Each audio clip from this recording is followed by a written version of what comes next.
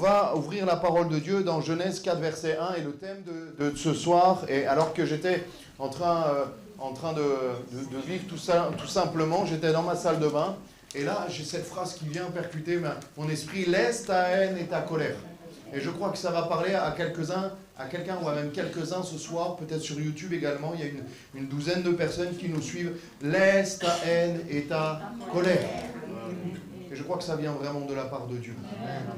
L'évangile, on prêche souvent l'évangile est toujours bon, mais il y a des fois des messages plus clairs, plus distincts qui nous concernent tous et qui peuvent débloquer des choses dans ta vie spirituelle. Laisse ta haine et ta colère. Alléluia. Parce que c'est des choses qui peuvent venir tellement naturellement. La haine et la colère naissent dans les choses que nous n'avons pas gérées peut-être correctement ou que nous n'avons pas laissé le Seigneur agir en profondeur dans notre cœur. Et le Seigneur te dit: laisse-moi gérer, laisse-moi ta haine et ta colère. Et souvent on dit, la haine et la colère peuvent prendre parfois de la place et venir s'immiscer, s'installer, et tellement sur le long terme qu'on ne s'en aperçoit pas forcément. Et au fur et à mesure, on croit que ces affaires sont traitées, on croit que ces problèmes ne sont plus évidents, mais elles sont toujours là, et ça laisse des traces, et surtout des traces spirituelles, et ça peut bloquer l'action de Dieu dans ta vie. Si tu as de la haine et de la colère, j'étais en colo, je reviens de colonie, et il y avait un jeune de 12 ans qui m'a dit, mais pasteur, je suis rongé par la haine et par la colère, j'ai la violence en moi. Et ça te domine, ça peut te dominer tellement facilement sur des choses qui à la base n'étaient peut-être qu'anodins, des choses qui n'étaient pas forcément très importantes. Mais à un moment donné, la haine et la colère a commencé à germer et a commencé à se nourrir de ce que tu lui as donné, de l'amertume, de la jalousie, de toutes ces choses qui peuvent après te dominer. Et laisse-moi te dire de la part de Dieu qu'à un moment donné, la haine et la colère te dominent et te gèrent. Ce n'est plus toi qui gères tes émotions, c'est elle qui te gère. Et la colère, la haine va se transformer en violence. Et tu as envie, j'ai déjà eu des entretiens avec des personnes qui étaient dans la violence, qui avaient besoin même de se battre, même avec des gens qu'ils ne connaissaient pas, parce qu'il y avait tellement une haine et une colère à l'intérieur d'eux qu'ils avaient besoin de la libérer, d'assouvir leurs pulsions violentes envers des personnes qu'ils croisaient, donc ils sortaient des fois le soir juste pour se taper. Contre des personnes avec qui ils n'avaient pas forcément d'histoire, ils ne les connaissaient pas, mais ils cherchaient pour pouvoir taper, pour pouvoir cogner, parce qu'il y avait une haine et une colère à l'intérieur d'eux. Et peut-être que ce n'est pas ton cas, tu n'es pas jusqu'à là, mais il y a comme une haine, il y a comme une colère qui est là et qui est sous-jacente, une amertume, une jalousie dans ton cœur, et le Seigneur veut s'en occuper. Le Seigneur veut s'en occuper parce que ça peut t'amener à des choses qui sont beaucoup plus graves que les choses du départ.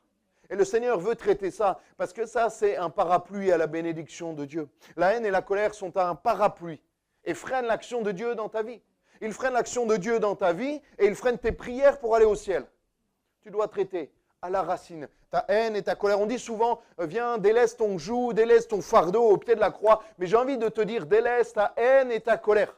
Ta jalousie et ton amertume. Il y a des fois des petites jalousies, des petites amertumes qui après prennent des grandes proportions et nous dominent et dominent notre vie. On va lire ce texte, Genèse 4, verset 1. Caïn et Abel. Caïn et Abel. Deux frères. La première fratrie de l'univers. Et je relisais ça tout à l'heure. Il y en avait un qui était cultivateur, laboureur et l'autre berger. Donc déjà, je me disais, même par rapport à l'évolution, l'homme de Cro-Magnon qui était comme ça, déjà, ça ne tient pas. Parce que les premiers hommes et premières femmes, déjà les enfants, il y en avait un qui était berger et l'autre laboureur. Donc on voit déjà que Dieu avait fait des choses organisées. Il n'avait pas fait des animaux mi-singes, mi-hommes. Il avait fait des gens qui étaient capables déjà, avec une certaine intelligence, d'avoir du bétail et d'avoir aussi des cultures et d'être quand même une intelligence pour gérer. Genèse 4, verset 1, on le lit ensemble. Adam connut Ève, sa femme, et elle conçut et enfanta Caïn. Et elle dit, j'ai formé un homme avec l'aide de l'Éternel. Elle enfanta encore son frère Abel. Abel fut berger et Caïn fut laboureur, agriculteur, cultivateur, comme vous voulez. Au bout de quelque temps, Caïn fit à l'Éternel une offrande des fruits de la terre. Et Abel, de son côté, en fit une des premiers-nés de son troupeau et de leur graisse. L'Éternel porta un regard favorable sur Abel et sur son offrande. Mais il ne porta pas un regard favorable sur Caïn et sur son offrande. Caïn fut très irrité et son visage fut abattu. Et l'Éternel dit à Caïn, pourquoi es-tu irrité et pourquoi ton visage est-il abattu? Verset 7, certainement, si tu as agi bien, tu relèveras ton visage. Et si tu agis mal, le péché se couche à ta porte, à la porte, et ses désirs se portent vers toi, mais toi domine sur lui. Verset 8. Cependant, Caïn adressa la parole à son frère Abel, mais comme ils étaient dans les champs, Caïn se jeta sur son frère Abel et le tua. Comment gères-tu tes déceptions?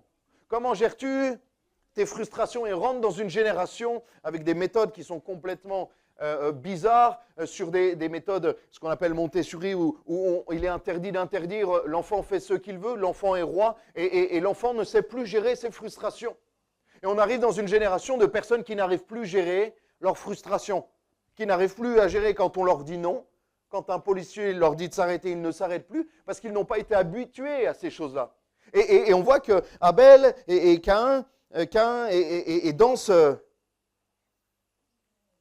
cet état-là. Il ne gère pas ses frustrations. Une jalousie, une petite jalousie, mon offrande, elle n'est pas appréciée par Dieu. Dieu préfère l'offrande de mon frère et il va jusqu'à tuer son frère. Une jalousie, une amertume, une frustration. Et le verset nous montre que Caïn était irrité. Et c'est normal d'être irrité. Ça arrive à tout le monde d'être irrité. Moi, je suis des fois irrité. Je suis des fois agacé. C'est normal. C'est des sentiments qui sont, j'ai envie de dire, normaux dans la vie parce qu'on a des frustrations et on n'est pas encore au ciel. Et il y a des fois, on est irrité. Il y a des fois, où on est agacé. Il y a des fois, on est frustré. Il y a des fois où on ressent des émotions qui sont comme ça parce qu'au ciel, on ne les ressentira pas. On sera dans la plénitude de Dieu, ça sera merveilleux. Mais tant qu'on est sur terre, on peut ressentir des choses, des choses comme ça. Mais la question, ce n'est pas est-ce qu'on va en ressentir, c'est comment on va les gérer.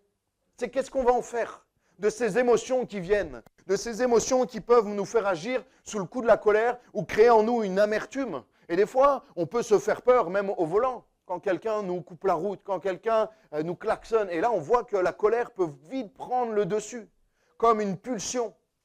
Et là, on se fait peur, on se dit, mais comment est-ce que j'ai réagi? Pourquoi est-ce que j'ai fait ça?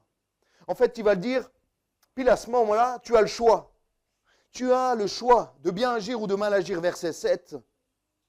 Certainement, si tu agis bien, tu relèveras ton visage. Et si tu agis mal, le péché se couche à la porte et ses désirs se portent vers toi, mais toi domine sur lui. Laisse-moi te dire que ce n'est pas parce que tu as Jésus-Christ en toi que tu vas forcément toujours bien agir. Tu as le choix d'agir correctement ou d'une mauvaise manière. Et là, on voit que Dieu, il intervient instantanément. Il intervient, et l'Éternel, verset 6, dit à Caïn, pourquoi tu es irrité? En fait, il sent qu'il est irrité. Et il va lui dire, là, Caïn, c'est un moment crucial dans ta vie. C'est un moment où tu dois choisir comment tu vas réagir. Tu vas choisir ce que tu fais de cette frustration, comment tu la gères, est-ce que tu la nourris, est-ce que tu l'entretiens, est-ce que tu vas, cette pulsion de haine et de colère, comment vas-tu la gérer? Et Dieu va lui dire que tu as le choix. Et laisse-moi te dire que tu as le choix dans ta vie de bien agir ou de mal agir. Et c'est ce que Dieu va lui dire au verset 7. Si tu agis mal, le péché se couche à ta porte et ses désirs se portent vers toi, mais toi domine sur lui. Et juste avant, si tu agis bien, tu relèveras ton visage. Alléluia. Comment gères-tu tes déceptions? Et là, on voit que Caïn ne va pas écouter le Seigneur.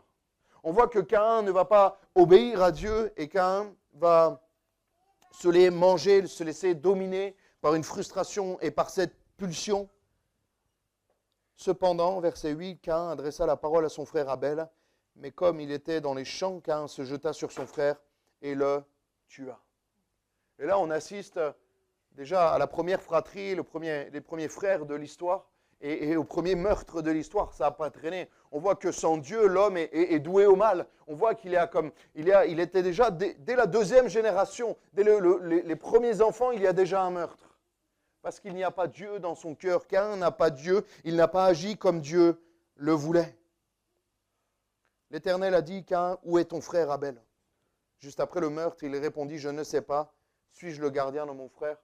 Et là, je vois dans les textes comme un Dieu de grâce, déjà un Dieu de grâce, qui, j'ai envie de dire, déjà laisse une chance à Caïn de demander pardon, d'avouer son péché, de demander pardon et de venir à Dieu pour se repentir et être restauré dans le nom du Seigneur Jésus, même s'il n'est pas là. C'est au travers de cette grâce qu'on voit ce texte.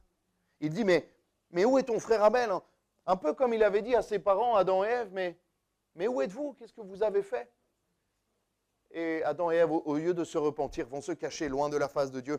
Et là, on voit que Caïn va s'enliser et va continuer dans son péché. Il va même être avec une forme d'insolence envers Dieu. Suis-je le gardien de mon frère? Alors qu'il venait de le tuer et Dieu le savait très bien.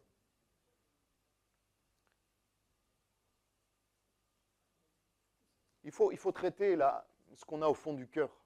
Il faut traiter les blessures qu'on a au fond du cœur. Et il y a des blessures, il y a des choses, il y a des histoires qui sont là depuis des dizaines d'années, même des histoires de famille, des choses qui sont là, et même des amitiés, des histoires qui ne sont pas réglées. Et tu penses qu'en les enfouissant, en les cachant le plus profondément possible, ça va marcher. Laisse-moi te dire que quand ça va ressortir encore plus fort. Et ça va t'éclater au visage. Ça va t'éclater au visage. Traite ta haine et ta colère. Traite ta haine et on priera pour ça. Pour que tu délaisses tout entre les pieds, aux pieds du Seigneur. Pour qu'il puisse agir. Il y a des choses. Tu peux enfouir tout ce que tu veux. Tu peux aller voir les psychologues que tu veux, les spécialistes. Il y a des choses. Il n'y a que le Seigneur qui peut les traiter. Il y a des choses qui sont tellement profondes. Il y a des choses qui sont tellement là, profondément, qui détruisent ta vie. J'ai accompagné des jeunes filles qui ont vécu des choses terribles, des attouchements, des viols, des choses terribles.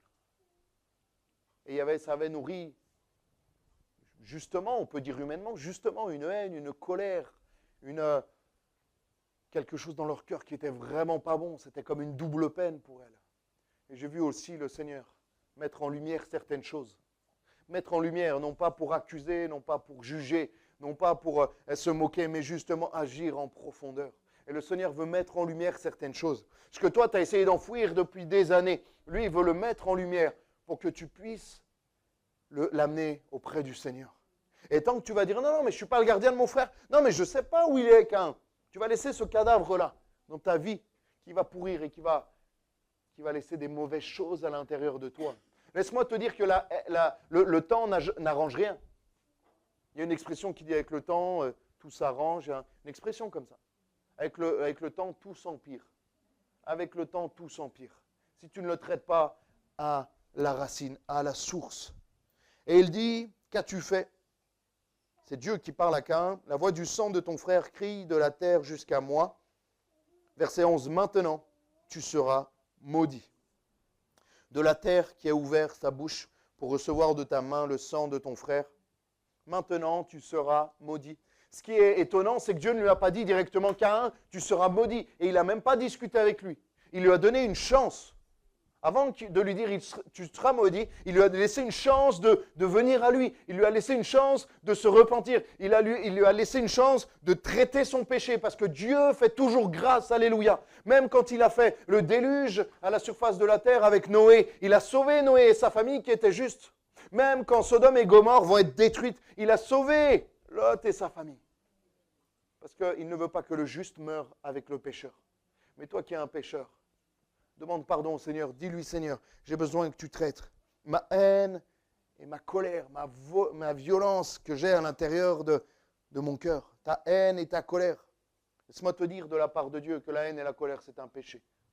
Laisse-moi te dire que la colère, l'amertume que tu nourris envers une personne, envers une église, envers qui que ce soit, envers quelqu'un de ta famille, c'est un péché.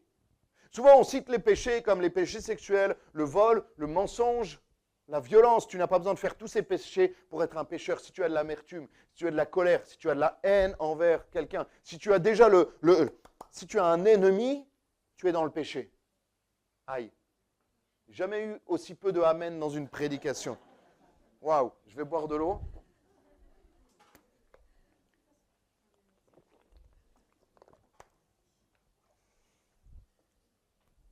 Moi, je me disais, j'ai pas d'ennemi. Je me disais ça. À chaque fois qu'il y avait une prédication sur cela ou que je tombais sur un texte biblique, mais comme il y avait une personne qui passait dans mes pensées quand je pensais à ennemi, vous savez. Donc ça, déjà, il y a un petit flou quand même. Quand je te dis ennemi, peut-être qu'il y a un nom, il y a un visage qui vient. Tu dois le traiter. Moi, j'ai dû aller demander pardon à cette personne. J'ai dû aller demander pardon alors qu'elle m'avait fait du mal. Tu dois au moins être tranquille par rapport à cette personne pour ne pas avoir de haine et de colère. Qu'as-tu fait? La voix du sang de ton frère crie de la terre jusqu'à moi, maintenant tu seras maudit. Et il va maudire. Mais la malédiction, c'est quoi? La malédiction, c'est pas juste Dieu qui va le maudire comme ça. La malédiction, c'est Dieu qui se retire de lui. En fait, la malédiction, c'est vivre sans Dieu. La malédiction, c'est juste vivre sans Dieu. Et quand on vit sans Dieu, quand Dieu se retire, ça laisse libre cours à l'ennemi. Le diable fait ce qu'il veut de toi parce que Dieu n'est plus là pour te protéger. La malédiction, c'est ni plus ni moins que Dieu qui se retire d'une vie. Parce que quand tu viens dans une vie, il y a la bénédiction. Quand il se retire, c'est pas lui qui va te faire du mal. C'est pas lui qui va te tuer. C'est pas lui qui va te rendre malade. Mais l'ennemi va faire ce qu'il veut avec ta vie, vu que Dieu n'est plus là. Et là, en gros, il dit, mais je ne peux pas rester dans ta vie. Je ne peux pas rester dans ta vie. Après, c'est au-delà même de ce que tu viens de faire, c'est ton cœur qui est dur.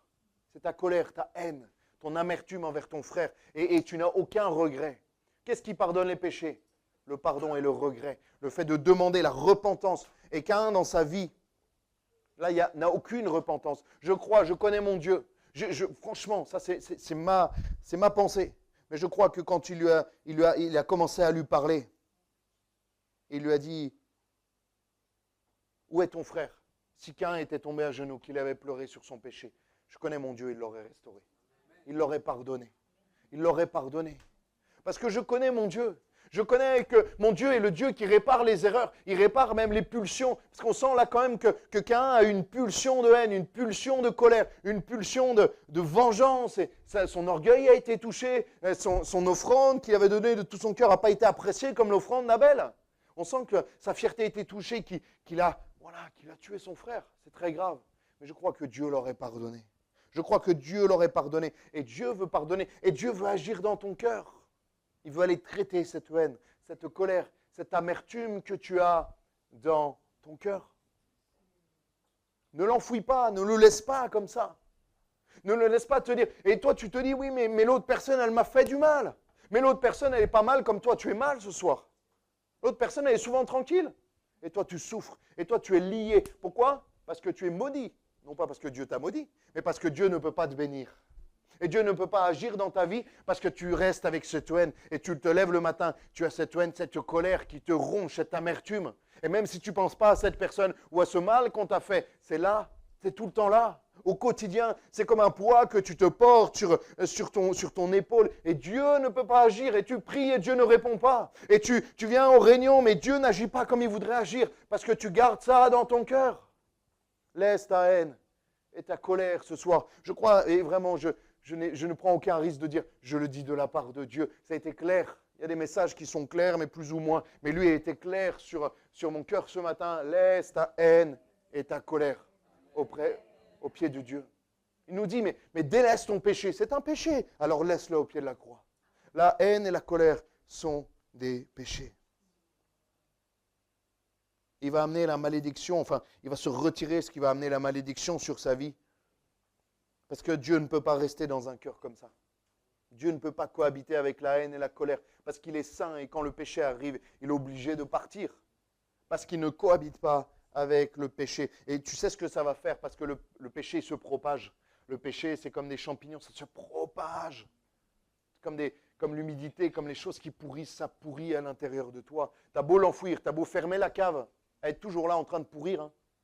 Ton cœur est en train comme pourrir à l'intérieur parce que tu laisses l'amertume et la haine. Verset 16, on le lit ensemble, Genèse 4, verset 16. Puis Caïn, c'est marqué quoi? S'éloigna de la face de l'Éternel et habita dans la terre de Nod, à l'orient d'Éden. Puis Caïn s'éloigna de la face de l'Éternel. Et le péché, la haine, la colère, l'amertume, tout ce que tu veux, va t'éloigner de Dieu. Tôt ou tard, ça va t'éloigner de Dieu parce que ça va prendre le dessus. Ça va prendre le dessus. Il y a des gens qui, comme je le disais en introduction, sont rongés par la violence, rongés par l'amertume, rongés par la colère. Des fois, ils se vengent sur d'autres personnes, mais le mal a été fait par rapport à l'abandon d'un père, par rapport à l'abandon d'une mère, par rapport à des choses comme ça. On avait le témoignage il y a quelques mois de Bernadette et Jacques. Jacques abandonné à la naissance, grandi à la DAS, et il y avait une haine, il y avait une colère, l'injustice qui est là, qui grandissait dans son cœur. Il ne s'est pas vengé sur son père, il s'est vengé sur sa propre vie et sur celle des autres. Et est-ce que tu ne laisserais pas Dieu agir dans ta vie? Ce soir, est-ce que tu ne le laisserais pas? Quand tu vois Jacques, ce miracle vivant, normalement il devrait être en prison, il devrait être même peut-être mort avec cette haine, cette colère, l'alcool qui le rongeait. Mais il y a eu un tout d'un coup, Jésus est venu dans sa vie et il a enlevé cette colère. Lui, l'enfant, le gamin abandonné, comment il aurait pu construire un couple si solide avec Bernadette s'il n'y a pas une action de Dieu dans sa vie qui vient restaurer? Lui qui n'a pas eu les codes, Dieu lui a donné les codes. Alléluia. C'est merveilleux de voir comment Dieu agit dans les cœurs et dans les corps, dans les vies. Alléluia. Mais pour ça, à un moment donné, Jacques, il a dû s'abandonner à Dieu. Et on doit capituler. Le problème, c'est qu'on ne capitule pas devant Dieu. On résiste et on dit Seigneur, Seigneur. Non, non, non. Et on demande à Dieu, bénis-moi, bénis-moi. Et quand Dieu nous montre ça, des fois on lui dit non, pas ça. Ça, c'est trop douloureux. Ça, c'est trop intime, c'est trop profond. Mais excuse-moi, mais Dieu ne veut pas travailler en profondeur. Dieu ne veut pas travailler. Dieu n'est pas le Dieu du superficiel. Il est le Dieu de la profondeur. Il veut toucher aux fondations de ta vie. Parce que si les fondations d'une maison ne sont pas pures, ne sont pas saines, la maison sera fragile. Dieu, ça ne lui fait pas peur les chantiers. C'est un Dieu de chantier. La Bible nous dit qu'il construit sur des ruines. Il repart et il redresse des murailles. Alléluia. Et il peut redresser ta vie ce soir. Mais il faut que tu le laisses agir en profondeur. Alléluia. Caïn s'éloigna de la face de l'Éternel. Proverbe 4, verset 23, nous dit « Garde ton cœur plus que toute autre chose, car de lui viennent les sources de la vie. » Alléluia. Garde ton cœur plus que toute autre chose, car de lui viennent les sources de la vie. Qu'y a-t-il dans ton cœur? Qu'est-ce qu'il y a dans ton cœur? Est-ce qu'il est pur? Est-ce qu'il est propre? Ou est-ce qu'il y a de l'amertume? Ou est-ce qu'il y a de la jalousie? Ou est-ce qu'il y a de la colère, de la haine? On voit ce monsieur-là qui fume des oreilles. Je ne sais pas si c'est possible. On m'a dit qu'il avait une chouette coupe de cheveux. Chercher une photo, il m'a plu. Laisse ta haine et ta colère. Elle va te ronger. Excuse-moi, j'aimerais te dire que tu ne vas pas gagner. Contre la haine et la colère, contre l'amertume, la jalousie, tu ne vas pas gagner. Tu vas perdre. Ça va te dominer, ça va prendre le dessus sur toi, tôt ou tard. Et ça va te dominer. Mais délaisse ces choses au pied du Seigneur. Laisse ces choses au pied du Seigneur. Alléluia. Si tu ne veilles pas, la Bible nous dit, car de lui viennent les sources de la vie. Garde ton cœur, les sources de la vie. Et si tu ne veilles pas, ça sera les sources de la mort. Sources de la mort qui vont venir dans ton cœur. Parce qu'il va se noircir et Dieu va se retirer. Ta bouche et tes yeux vont être même contaminés et vont nourrir de mauvaises choses dans ton cœur.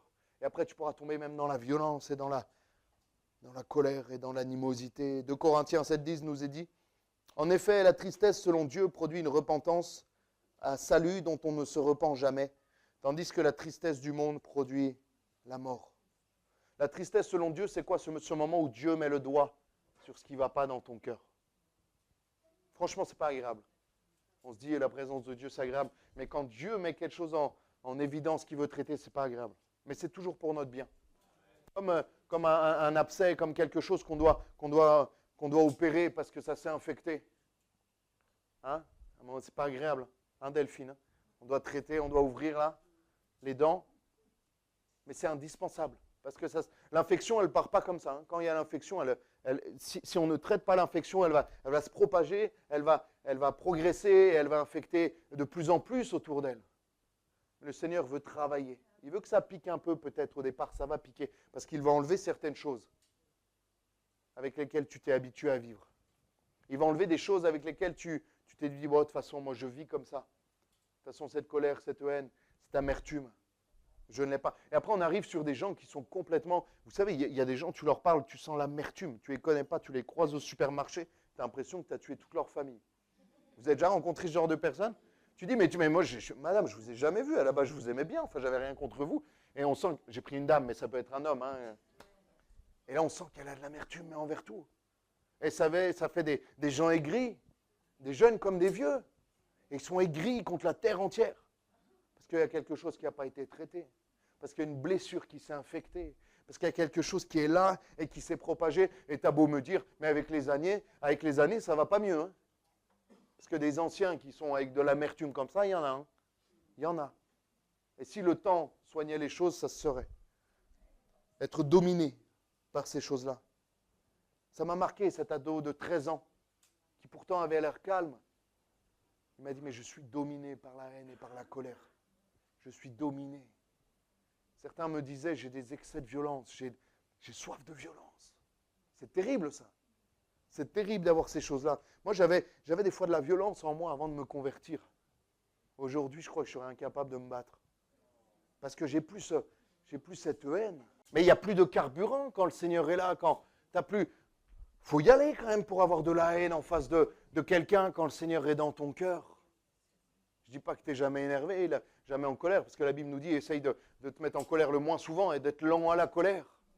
Mais il n'y a plus ce carburant qu'il y avait avant, de cette haine, de cette amertume. Être dominé par ces choses-là. Lévitique nous dit, tu ne détesteras pas ton frère dans ton cœur, mais tu veilleras à reprendre ton prochain. Ainsi, tu ne te chargeras pas d'un péché à cause de lui. Libère-toi de ce péché. Et il y a des gens, ils sont rongés par l'amertume, rongés parce que ce qu'on lui a fait, peut-être à juste titre. Il y a des choses qui ont été terribles, il y a des personnes qui ont vécu des choses terribles, mais traite-le pour toi. Parce que toi, tu te ronges la vie. Et peut-être que l'autre personne va beaucoup mieux que toi. Peut-être qu'elle est à la plage tranquillement, là, avec un verre de rosé, et elle ne se ronge pas la vie. Et toi, tu te ronges la vie. Et toi, tu as encore moins d'excuses parce que tu as le Seigneur qui peut agir et qui veut agir dans ton cœur. Il veut agir en profondeur. Et il y a souvent, excusez-moi, mais on est un peu tous des écorchés vifs. Il y a tous des choses qui nous ont affectés, plus ou moins grandes, mais de toute façon, quand ça nous touche personnellement, c'est toujours quelque chose de grand. Et qui te ronge la vie, qui t'empêche d'avancer, qui t'empêche même d'évoluer dans ta vie. Il est déjà 20h, mais j'avais encore 2 parties, mais je vais vraiment écourter pour qu'on prenne un temps pour prier. Mais laisse-moi te dire que ta haine bloque l'action de Dieu. Ta haine bloque l'action de Dieu. Avant de te bénir, avant de répondre à tes prières, arrête de prier si tu es rempli de haine. Prie pour ça. Arrête de demander des choses au Seigneur. Il faut gérer premièrement sa haine pour que Dieu puisse agir dans ton cœur. Demande au Seigneur de pouvoir agir. Galates 5, 19 nous dit, « Or les œuvres de la chair sont manifestes. Ce sont l'impudicité, l'impureté, la dissolution, l'idolâtrie, la magie. » Ça, on les connaît, on les cite. On sait que c'est mauvais, ça. Et moi, je lis aussi les inimitiés, les querelles, les jalousies, les animosités, les disputes, les divisions, les sectes, l'envie, l'ivrognerie, les excès de table, les choses semblables. Inimitié, querelle, jalousie, animosité, dispute, division. Je vous dis d'avance, comme je l'ai dit, que ceux qui commettent de telles choses n'hériteront point du royaume de Dieu. Ceux qui font de telles choses n'hériteront pas du royaume de Dieu. C'est fort quand même. Là, il en va du salut. Il est question du salut. Tout cela part sur lesquels nous n'avons pas veillé. Ça part des fois de petites choses ou de grandes choses. Mais des fois, c'est des choses que le Seigneur veut agir. Le Seigneur veut travailler dans ton cœur. Arrête d'enfouir. Le Seigneur, ce soir, veut prendre un temps peut-être pour mettre en lumière. Je vais inviter les musiciens à revenir. On va prier, on va demander l'action de Dieu, tout simplement. Et je connais mon Dieu. Il va agir. Mais ça ne dépend pas de moi. Ça ne dépend pas du musicien. Ça dépend de toi si tu ouvres ton cœur ou pas. Ça dépend de toi. Est-ce que tu veux ouvrir ton cœur ou pas? Alléluia. Mais ça dépend de toi. Est-ce que tu veux que le Seigneur agisse dans ton cœur? Est-ce que tu veux que le Seigneur agisse dans ton cœur? Ou est-ce que tu veux enfouir ces choses-là dans le sens où non, de toute façon, on va oublier. Oublier ne va pas traiter les choses. Il faut que tu ressortes. Il faut que le Seigneur fasse ressortir ces choses-là pour qu'il puisse les traiter. Proverbe 12, verset 7, et je vais finir avec ça. Un fou manifeste immédiatement sa colère, mais celui qui couvre un affront, est un homme prudent. Alléluia. Et on peut même parler de Ésaü. Je voulais parler de Ésaü. Le temps me manque. Qui va concevoir de la haine contre son frère Jacob. On a fait toute une série de messages sur Joseph et ses frères. Il est dit, où je retrouve ce texte, Genèse 37, verset 4. Ses frères virent que leur père l'aimait plus qu'eux, que tous, et ils prirent en haine Joseph. Ils ne pouvaient lui parler avec amitié. et ils l'ont pris en haine. En fait, c'est pas juste arrêter là, c'est juste on t'aime pas trop Joseph, on te parle pas, vas-y arrête de parler avec nous, ne traîne pas avec nous. Ils ont essayé de le tuer. S'il n'y a pas un ou deux frères, notamment un, l'aîné, frère de Joseph, qui se levait en disant non, mais on va le mettre dans un puits et puis c'est déjà pas mal. Ils l'auraient tué en fait. Ils auraient tué leur propre frère, comme Caïn en fait. Et c'est les mêmes choses qui se répètent. Ésaü avec Jacob, c'est les mêmes choses qui se répètent inlassablement. Les mêmes erreurs. Et les mêmes amertumes. Ça part des fois juste de la bénédiction, juste d'un plat de lentilles. Ça parle à chaque fois de jalousie, de blessures qui sont légitimes. Je ne dis pas que ce n'est pas légitime. Je ne dis pas qu'à la place de Caïn, j'aurais pas été agacé. À la place d'Ésaü, peut-être encore plus. À la place de Joseph. Mais j'aurais plus pu les voir en peinture, mes frères. J'aurais plus voulu entendre parler d'eux. Et ça aurait été normal. Ça aurait été légitime. Mais Dieu ne veut pas. Ça aurait été légitime si on n'a pas le Seigneur dans notre vie. Et Joseph, il avait le Seigneur. Il avait Dieu dans sa vie. Et à un moment donné, ça va être dur. Il va même sortir pour pleurer quand il les voit. Ça va être dur pour lui. Mais après, il va les prendre, il va les accueillir et il va les prendre dans ses bras. C'est terrible, hein? Terriblement dur, j'ai envie de dire. Mais avec l'aide de Dieu, c'est possible. Alléluia. En tout cas, ne pas avoir cette haine dans le cœur qui vient ronger, qui vient te ronger. Là, je parle de toi. Je parle de ta vie. Je ne parle pas de ceux qui t'ont fait du mal. Je parle de toi déjà. Pense à toi. Quand je parle de ça, je parle même pas de ceux qui t'ont fait du mal. Je parle de ton cœur à toi. Je parle de ta colère à toi, de ton amertume, qui est laisse-moi te dire, qui est peut-être normal, qui est sûrement normal, légitime. Dans un monde comme on est, c'est normal, on est humain, on ressent des choses. Tu me piques quelque chose, tu me violentes, tu me pousses, tu me fais du mal, tu tues quelqu'un. C'est normal d'avoir de la haine et de la colère. Mais le Seigneur, il dit, c'est normal aussi que tu la délaisses et que tu me l'apportes pour que je m'en occupe. Pour que je m'en occupe. Excusez-moi, il y a des choses qu'on vit, certaines personnes vivent. C'est impossible de les traiter par nous-mêmes. C'est impossible d'essayer, vous pouvez essayer tout ce que vous voulez. Essayez le temps, 1 an, 2 ans, 3 ans, 4 ans, c'est toujours pareil. Il n'y a que le Seigneur qui peut aller dans une certaine profondeur de l'âme, du cœur. Il n'y a que lui qui a accès. Parce qu'il n'y a que lui qui nous a créés, qui nous connaît parfaitement. On va commencer à jouer et on va demander au Seigneur sa grâce. On va fermer nos yeux, on va prier. On va demander. Sing his praise aloud. Sing his praise aloud. Oh, awake my soul and sing his praise aloud.